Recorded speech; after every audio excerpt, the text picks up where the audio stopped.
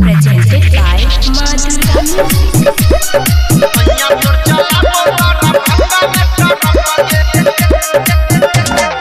DJ Vikas, Matiyar Kala, Sitamarhi. Singing by Anil Yadav.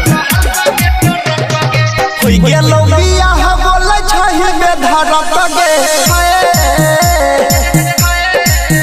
हे गे होई गेलो बियाह बोलै छहि में धरत गे या सैया तोर चलाबो दरभंगा में टरत गे होई गेलो बियाह बोलै छहि में धरत गे या सैया तोर चलाबो मधुबनी में टरत गे लाजो नहीं लागो अभी पहिरै छी छरत गे या सैया तोर चलाबो मधेपुरा में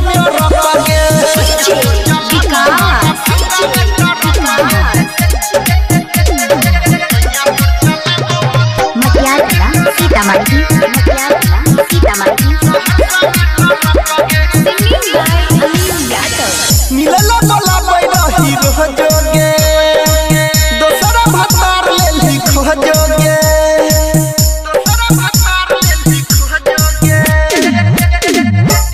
मिलला बोला बैरही रोजोगे दोसरा भतार लेली खोजोगे ई रात भर हरन दबैयो भका भका गे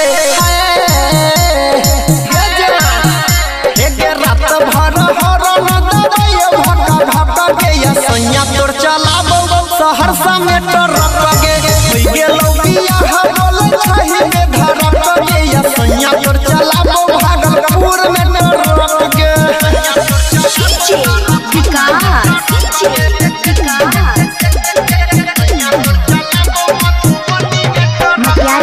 Sitamarhi.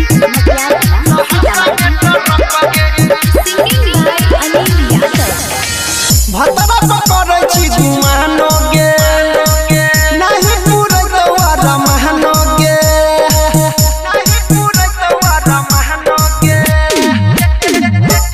भतरा पकड़ै छी घुमानो गे नहीं पूरै तोरा महनो गे जोरै छै जवानी हमर तरफ गे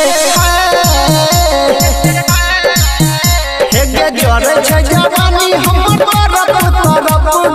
सैया तोर चलाबो सुपौल में टरक गे होई गेलो बियाह बोलै छहि में धरक गे या सैया तोर चलाबो मधुबनी में टरक गे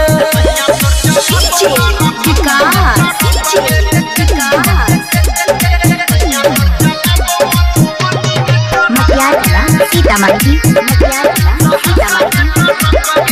Presented by Madhura Music. कोरा छी रोज रोज सिंगार गे हमर तो जिंदगी बिगाड़ गे हमर तो जिंदगी बिगाड़ गे